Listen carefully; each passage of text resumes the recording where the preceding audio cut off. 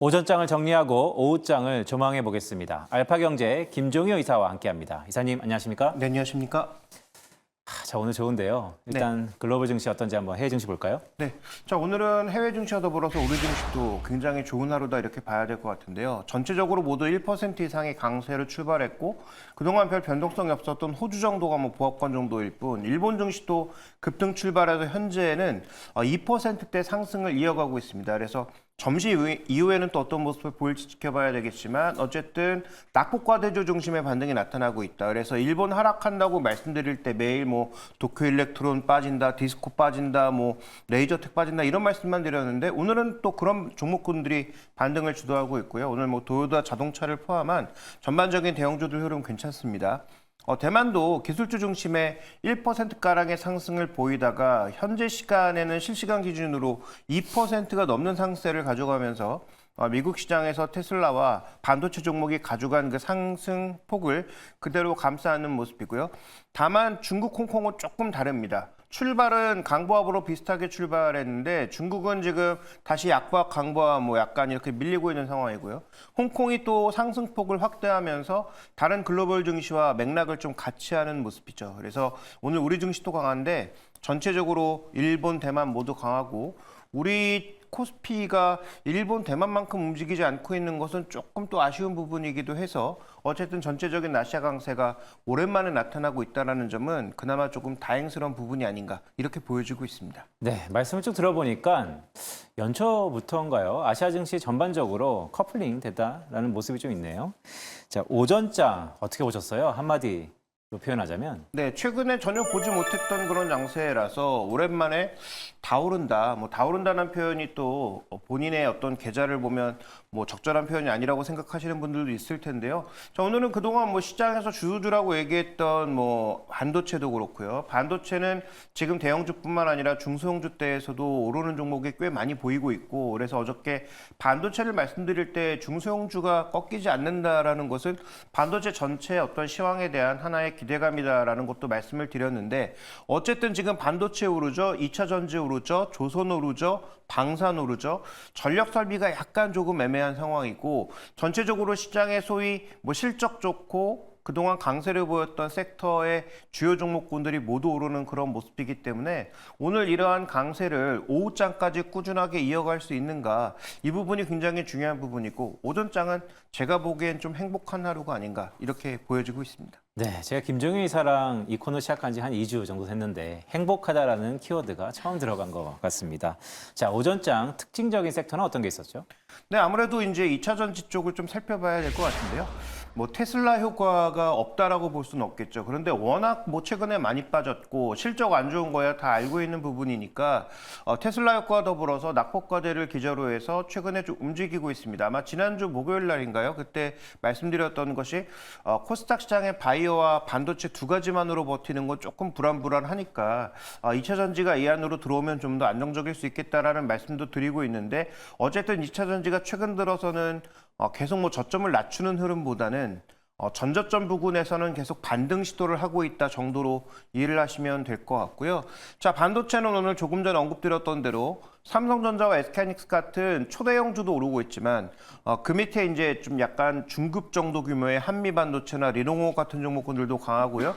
그 밑에 종목군들도 견조한 모습 보여주면서 오늘은 반도체 전반이 움직이고 있습니다. 그래서 텍사스 인스트루먼트의 실적, 그다음에 테슬라의 여러 가지 긍정적인 이슈들 이런 것들이 반영되면서 나타난 효과라고 봐야 되는데 이게 이제 인텔 실적까지 한번 이어질지는 지켜볼 필요가 있을 것 같고요. 우리 또 내일 SK하이닉스 실적 발표가 있으니까 그와 관련된 이벤트가 또 긍정적인 영향을 줄지도 볼 필요가 있겠고 그다음에 태양광은 오늘 조금 전에 하나큐셀 이슈도 있었지만 샘 알트먼이 전력을 공급하기 위한 하나의 방편으로서 태양광을 언급하면서 최근 들어서 태양광 종목군들도 조금씩 움직이고 있는 모습입니다. 물론 미국 대선 결과에 따라서 정책적인 흐름이 달라질 수 있겠지만 어쨌든 최근에 완벽하게 좀 소외됐던 종목군들이 움직인다는 측면에서 보면은 조금 후에 살펴볼 리포트와 함께 조금 봐야 되는 측면도 있지 않느냐 이렇게 보고 있습니다.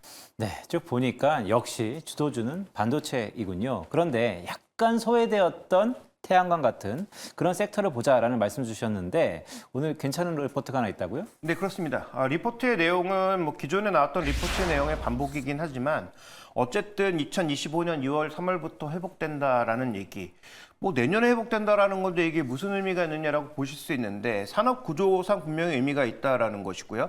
그다음에 이제 설치 전망이야 뭐 항상 그림에서 나타나는 것처럼 계속 성장하고 있는 것이고 특히 미국과 유럽의 성장에 대해서 기대를 많이 걸고 있다라는 점. 그다음에 회복 시점 자체를 왜 이렇게 보고 있는지에 대한 판단이 중요한 것인데요. 자, 먼저 준비된 그림 두 가지로 한번 확인을 해보도록 하죠. 이 풀리포트기 때문에 내용 굉장히 많습니다. 그래서 한번 내용은 전체적으로 보시길 바라겠고 제가 말씀드리고 싶은 포인트는 우리가 항상 태양광이나 풍력에서 느끼는 어떤 뭐 소외감이라든지 배신감은 바로 이 부분이잖아요. 수요가 준 적이 없는데 왜 주가는 그렇게 움직이지 않느냐라는 부분일 겁니다. 근데 여기는 가장 중심 핵심 포인트는 태양광은 중국산 저가 물량들이 너무 많다라는 거죠. 근데 그 중국산 저가 물량이 미국으로 유입되는 게 그동안 우회로로 들어올 수 있었던 부분이 있었는데 이게 올해 6월 기점으로 해서 끝납니다. 그래서 지금 중국의 이 저가 물량들을 받아들일 수 있는 만큼 최대한 미국에서 쓸어가고 있거든요. 그러면 재고를 쌓아둘 수 있는 자기들이 뭐 창고에 쌓아둘 수 있을 만큼 최대량을 쌓아둘 거고 이게 소진되는 구간이 아마도 내년일 거라는 거죠. 그러니까 아마도 태양광의 전체적인 실적의 개선은 이런 중국 저가 물량의 전체적인 흐름으로 인해서 올해 크게 기대하기 어렵지만 내년부터는 그 물량이 수입이 금지되기 때문에 올라갈 수 있다는 기대감이 있다라는 것이고 주가가 빠르게 움직이는 속성상 그렇다면 올해 하반기부터는 조금 봐야 되지 않느냐. 거기다가 뭐 샘 알트먼 이슈라든지 다른 추가적인 수주 이슈가 나오고 있고 하나솔루션 같은 경우엔 내년부터는 미국 현지 공장 비중이 올라가거든요. 그럼 보조금도 받게 된단 말이죠. 그래서 그런 측면의 움직임을 보자라는 차원에서의 리포트로 보시면 될 것 같고요. 자, 마지막 그림 한 가지 더 볼까요? 자, 마지막 그림에서의 특징은 미국이 대대적으로 중국의 우회 물량을 막는 것도 있지만 그 우회 물량을 설사 가져온다고 하더라도 요 두 가지가 지금 붙고 있다. 지금 미국의 모듈 판가가 보조금을 받기 시작하면서 내려가는 거죠. 원래 중국과 미국의 판가 차이는 엄청나게 나죠. 지금 제가 손가락 한 뼘으로 표시될 정도로 엄청나게 나는데 보조금을 받으면서 이게 점점 미국의 판가가 떨어집니다. 반대로 중국은 관세를 받으면서 판가가 올라가죠. 두 개 가격이 붙는다는 거죠. 즉 중국이 가격으로 밀고 들어올 만한 그런 여지가 내년으로 가면 갈수록 떨어진다. 그래서 이런 추이를 놓고 봤을 때 그동안 계속 소외받고 상대적으로 시장 대비 못 올랐던 국내 태양광 종목군들의 움직임들이 개선될 가능성이 내년에는 조금 그래도 확연하게 보이지 않느냐라는 차원에서 뭐 대표 종목인 OCI라든지 이제 OCI 홀딩스 뭐 이런 종목군들, 그다음에 하나솔루션 이런 종목군들의 흐름을 한 번 정도는 지켜볼 만한 여지가 있지 않느냐 이렇게 좀 봐야 될 것 같습니다. 그림을 보니까요. 2018년 2월쯤이죠. 트럼프 대통령이 기울어진 운동장을 천명하면서 미중 무역 분쟁이 시작됐는데 이제 미국에서 이렇게 보조금을 주니까 이 네. 스프레드가 확실히 좁혀지는 것 같습니다. 자, 그렇다면 오후장 우리가 주목해야 될 섹터가 있다면 어떤 게 있을까요? 근데 저는 일단 대형 반도체부터 좀 주목해야 되지 않나라고 보고 있고 그다음에 전력기기도 좀 봐야 될 것 같은데 전력기기는 어저께 말씀드릴 때 결국은 HD 현대 일렉트릭이라고 하는 대장주의 실적 발표가 중요하다 말씀드렸는데 약세를 보이던 종목이 실적 발표하면서 쭉 뽑아 올렸다가 실제로 IR에서 나온 얘기 중에 가장 눈에 들어오는 한 단어는 상고하저일 가능성. 이 부분을 언급했단 말이죠. 그럼 전력기기가 구조적으로 성장하는 것에 대해서는 아무도 부정할 수 없지만 하반기에 갔을 때 만약에 이 탄력이 떨어질 경우 이번 1분기 실적은 그야말로 서프라이즈였는데 과연 이게 서프라이즈가 2분기부터는 조금 눈높이가 낮아지고 하반기부터는 뭔가 둔화되는 모습을 보일 경우에 어떻게 평가할 것인가라는 부분에 대해선 전력기기 관련주, 대장주인 HT현대일렉트릭을 포함해서 수익률 기준으로 대장주였던 재룡전기, 그다음에 가온전선 이런 종목군들의 단기적인 변동성은 5장에 꼭 체크가 필요하다라고 봅니다. 그다음에 이제 메모리 쪽은 의미 있는 반등을 지금 보여주고 있는데요. 이게 계속 유지가 되면서 외국인들 수급뿐만 아니라 개인이든 기관이든 수급이 추가적으로 들어와서 내려가기만 했던 주가의 브레이크를 확실하게 잡아주는지 여부가 오늘 좀 중요하다라는 판단을 하고 있습니다. 이 전력기기요. 어떻게 보면 이게 반도체 실적이 좋다라는 것이 컨센서스였기 때문에 당연히 전력이 필요하다라는 게 바로 어제까지의 목소리였던 것 같은데 네. 금세 글쎄 그 전망에 대해서 좀 하반기에 부정적이라니 약간 변동성이 워낙 크다라는 생각도 듭니다. 자, 그렇다면 오후장 체크포인트 3가지 알아보도록 하겠습니다. 네, 첫 번째 체크포인트, 반등 강도 유지 여부가 중요하다. 네, 오늘 2% 상승한 적이 제 기억으로는 최근에 정말로 저희가 방송을 시작한 2주간 거의 없지 않았나. 그래서 2% 상승한 것까지는 굉장히 좋은데 이 정도의 상승을 오후장까지 힘 빼지 않고 꾸준하게 유지할 수 있을지가 중요하다라는 거죠. 특히 최근에 프로그램 매매에 의한 변동성이 많았기 때문에 오후장에 예를 들어서 프로그램 매매 쪽에서 매수의 힘이 훅 빠지면 그걸 누가 버텨줄 것인가가 관건이라는 겁니다.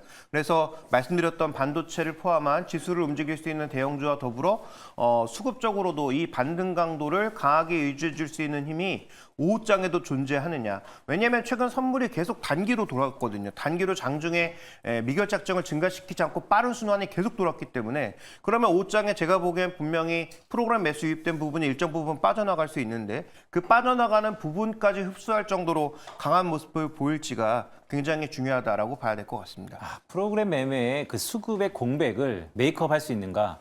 반도체 외에 또 다른 글쎄 최근에 2차 전지가 좀 뜨고 있으니까요. 네. 오후장에 기대가 되는 것 같습니다. 자, 두 번째 체크 포인트 어떤 게 있을까요?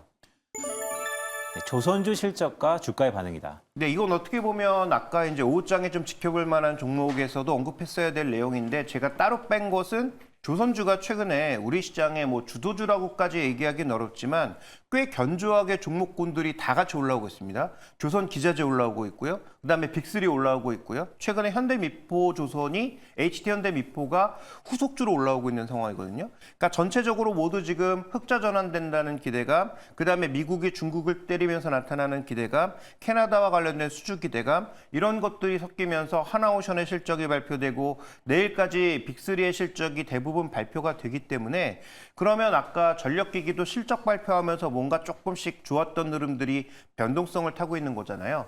물론 장기적으로는 계속 올라갈 수도 있겠지만 단기적인 이 변동성은 우리가 또 고려해 봐야 되는 상황이니까 그래서 흑자 전환과 수주 기대감, 그다음에 미국과 중국의 어떤 정책 변화 이런 것들로 인해서 강세를 보이고 있는 조선주가 실제로 성적표를 봤을 때 어떤 모습을 보일 건가? 그다음에 최근에 꾸준하게 유입되는 수급도 그 재료를 보고 성적표를 보고도 유입될 것인가는 시장 전체 흐름에 있어서 중요한 부분이라서 오후장에 봐야 될 섹터라기보다는 내일까지 좀 지켜봐야 되는 체크 포인트 이렇게 판단하고 있습니다. 네, 오후장을 넘어 내일까지 지켜봐야 할 체크 포인트 말씀 주셨습니다. 자, 마지막 체크 포인트 보겠습니다. 테슬라 반등 지속성. 네, 아무래도 올해 이제 미국의 소위 빅7, 매그니피션 7 중에서 가장 이제 나빴던 종목은 누가 뭐래도 테슬라죠. 뭐 애플도 안 좋았다고는 하지만 애플보다는 테슬라가 워낙 월등하게 좋지 않았고 최근 들어서는 뭐 신저가를 기록했다가 오늘 실적 발표하면서 시간에서 10%가 넘는 급등을 보인 거 아니겠습니까?